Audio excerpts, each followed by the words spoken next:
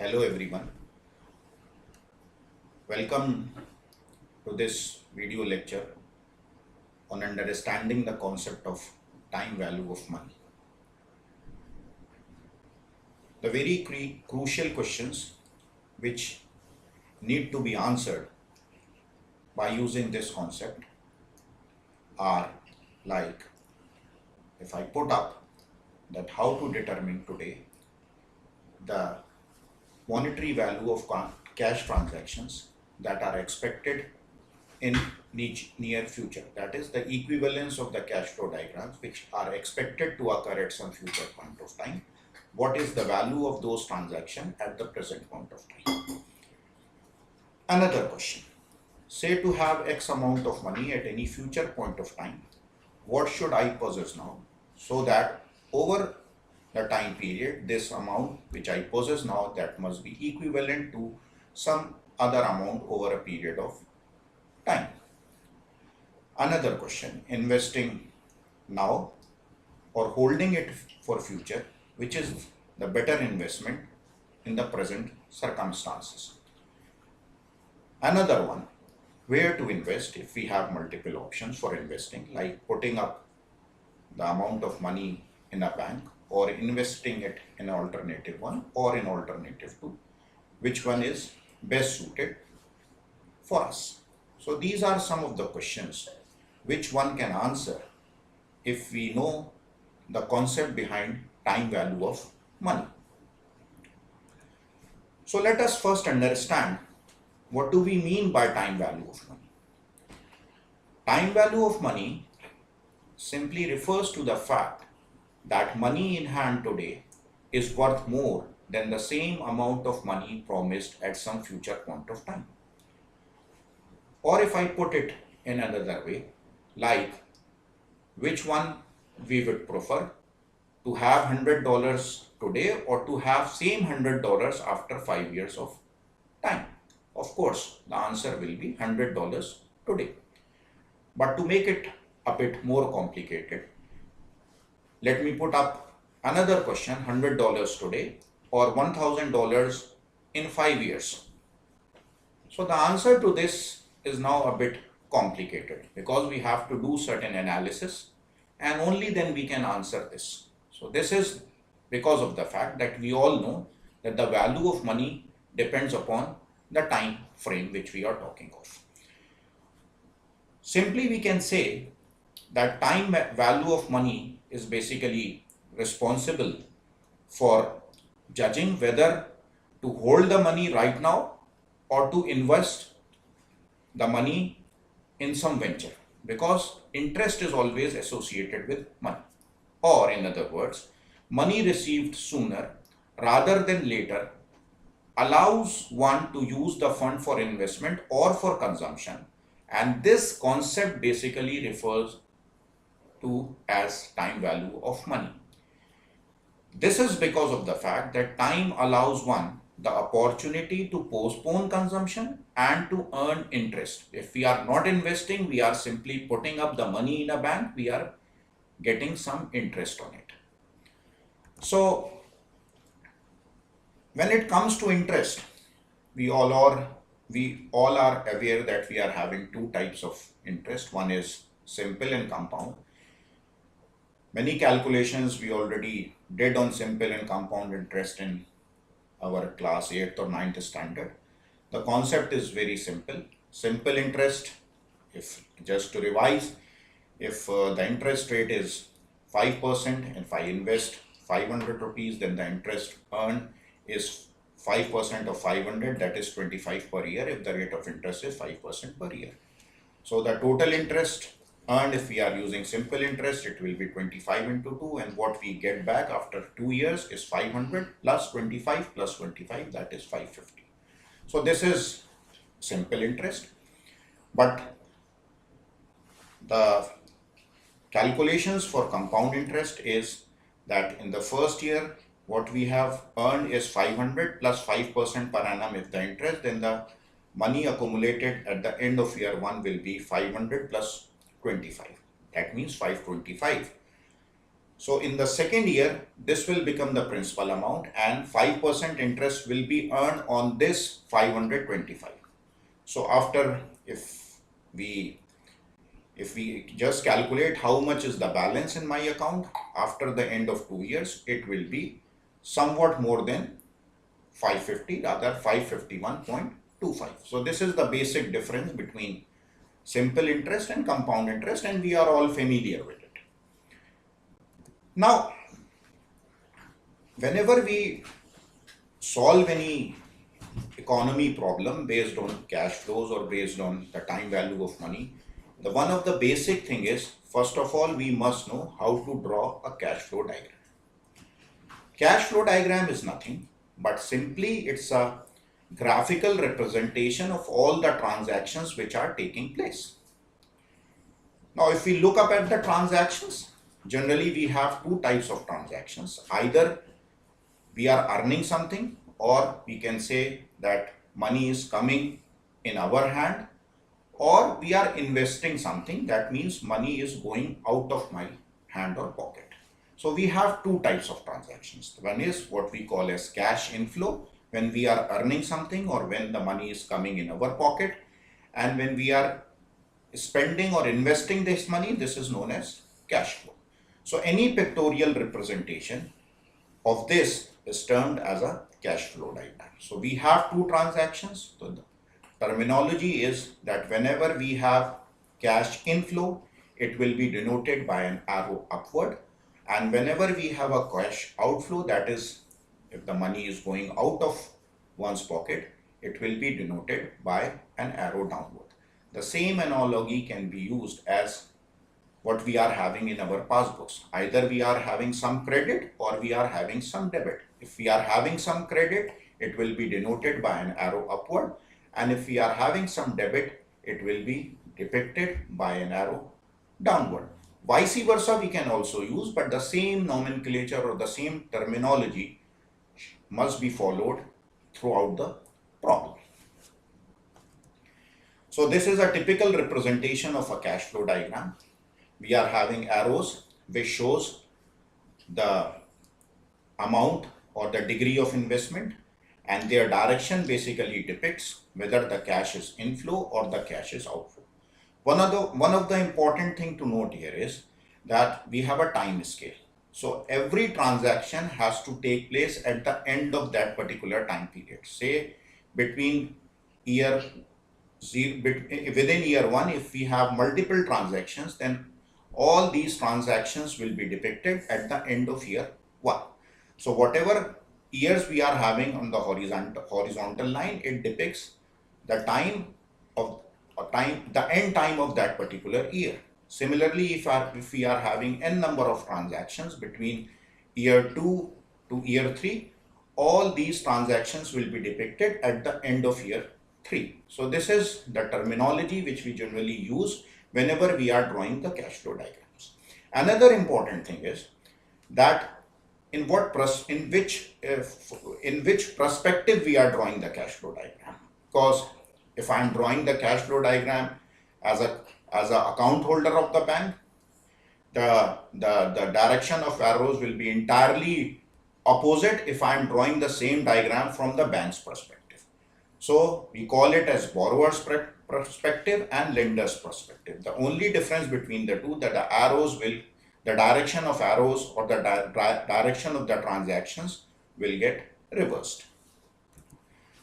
So generally speaking, we have some standardized cash flows. So these standardized cash flows, basically they help us to find out the relationship between various worths, like what is the relationship between present worth and future worth, what is the relationship between present worth and annuities. So in that way we have certain standard series. We'll see what do we mean by present worth and future worth in due course of time. But these are some of the standard series. Like if in the whole cash flow, if we are having just a single transaction, it may be at any point of time, then that type of series is known as a single payment series, as shown in the very first figure. Similarly, if we have same transactions occurring over a period of time starting from the end of year 1 and continuing till the time for which we are drawing the cash flow. This kind of series is termed as annuities. So in the second line, the first diagram basically present annuities. Sometimes we call them as uniform series also. So the important thing to note here is that we are having the first transaction at the end of year 1 and the same amount of transaction continues till the end, for which we are drawing the cash flow diagram. A very simple example for this is the repayment of loan. Every time we are paying the same amount of money extending to 5 years, 10 years or 15 years, whatever may be the repay period. So the important thing is the first transaction is occurring at the end of year 1 and the same transaction continues till end. However, in another case, if the transactions they are not starting immediately at the end of year 1, we call this series as a deferred annuity. So it may be deferred by a year, it may be deferred by 2 years, it may be deferred by 3 years. So if the transaction is not starting at the end of year 1, rather it is starting after some period of time, then we call this series as a deferred annuity as shown in the diagram. Then apart from this, we have a series where we have, say for example, the amount is spent on maintenance of any vehicle. So initially we don't require any, or there is no investment on maintenance, but as the vehicle or as the gadget grows older, we require higher amount of money on its maintenance. So that can be represented in two forms. One is what we call as an arithmetic gradient series and another one is what we call as a geometric gradient series. The basic difference between the two is that in arithmetic gradient series, the first transaction is occurring at the end of year 2 and every year this transaction is increased by a fixed amount till n number of years. So if the first transaction which is occurring at the end of year 2, if we say that this transaction is of G amount, then next year it will be G plus any other fixed amount. So in this case we are taking the fixed amount to be G, so it will be 2G, similarly 3G, 4G, and finally we have n minus 1G at t equal to n. But instead, if we have the fixed percentage, addition of fixed percentage every year, each year till the end of the year, then we call this as a geometric gradient series. So again, these two types of series, we can just visualize the amount of money invested on carrying out the maintenance of any machine or vehicle. So these are some of the standard cash flow. So now let us see some of the symbols and terminology which we generally use when we are drawing any cash flow diagram. So in any cash flow diagram, P basically represents the present value of the transaction. It may be the amount of money at present. It is also sometimes referred to as present worth, PW, or present value, PV, net present value, or discounted cash flow and capital cost. So P represents the present worth of any transaction, and this P is basically the transaction which is occurring at time t equal to 0 or when n equal to 0. Apart from this, any other transaction which is taking place apart from t equal to 0, that will be termed as future worth. So it may be at the end of nth year, it may be in between also, but any transaction which is taking place not at t equal to 0 but rather at any future point of time, that will be termed as future worth and it will be denoted by F. Sometimes it is also known as FW, future worth, or future value, FV. Annuities, we all know, they are represented by a same amount of transaction occurring each year, every year, beginning at the end of year 1 and continuing till the end of the cash flow diagram. N represents the number of years, I represents the interest rate per period. It may be per year, it may be 6 monthly, it may be monthly depending upon the problem. And T and N both denotes the time frame. So this is the terminology which we generally use whenever we are drawing the cash flow diagram. Now, the most important thing, why we are drawing the cash flow diagram and what computations we will do in using these cash flow is we have to find out the equivalence of the cash flow diagrams. Equivalence simply means, if we just recall what questions I have put up in the very first slide, that what money I should possess now, so that this money must be equal to X amount of money in near future. So that is what we mean by equivalence. So economic equivalence is the combination of the interest rate and the time value of money to determine the different amounts of money at different point of time that are equal in economic value. That means if the transaction, X transaction is taking place at t equal to 0, what will be the equivalent of this transaction at t equal to, say, n. So this is what we mean by equivalence. So in order to study equivalence, there are certain relationships. That is the relationship between the present worth and future worth. We call it relationship between P and F. We have relationship between present worth and annuities. That is the relationship between P and A. Similarly, we have a relationship between present worth and the geometric and the gradient series, arithmetic or geometric gradient series. And we have a relationship between annuities and a gradient series. If we know these four relationships, we can find out any relationship. Like for example, if we are interested in finding out the relationship between F and G, and we know the relationship between P and F and P and G, we can eliminate this P and find out what will be the relationship between F and G. Let us see some of the standard relationships. So if we see the relationship between P and F, so for any relationship we must first see that what is the standard cash flow diagram for that.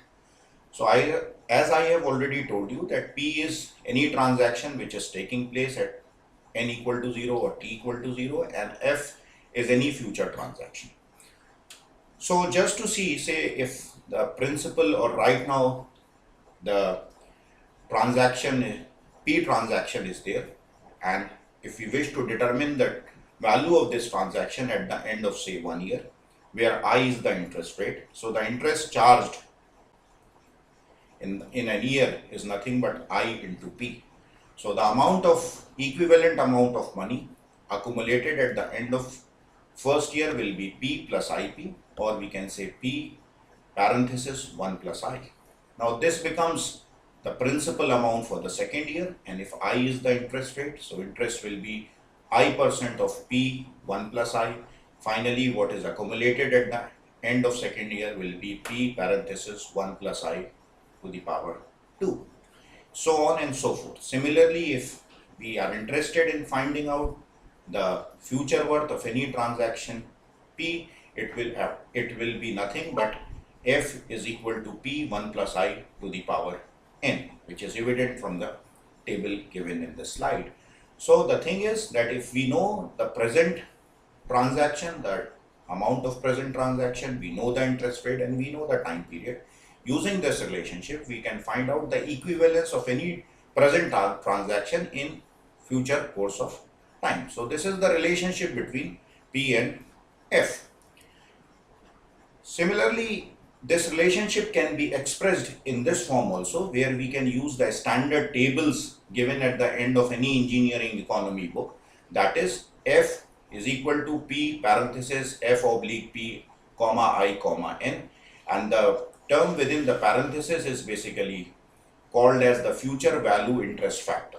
And for this we have a standard tables available at the end of any book on engineering economy. So this will ease our computations, and this is read as finding F when P is given with I as interest rate and N is the time period, or over the time period N.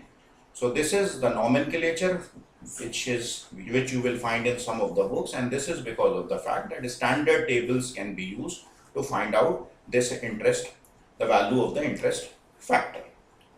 So let us see one of the very simple problem. This is the cash flow. P we have to find out. The future worth is given as dollar say 12,000 and the interest rate is given as 5% per annum. So what will be the equivalent of this F at the present point of time? If we just substitute the value, F we know, P we have to find out, I is given as 5% or 0.05 and N is given as 5. If we just substitute the value, we can find out what will be the equivalent value of this future transaction F at the present point of time. So this is how we apply the relationship to find out the equivalence of any cash flow diagram.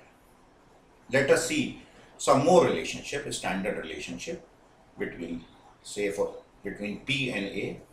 So P is something what we are calculating at n equal to 0, and the standard series for annuities is the same transaction taking place at the end of the series, where the first transaction is starting at n equal to 1. So these are the two series as shown in the figure. So the equivalence of these two series, we have the equivalence if we can compute A with the help of P with this particular formula, which is given P parenthesis 1 plus I to the power n upon 1 plus I to the power n minus 1.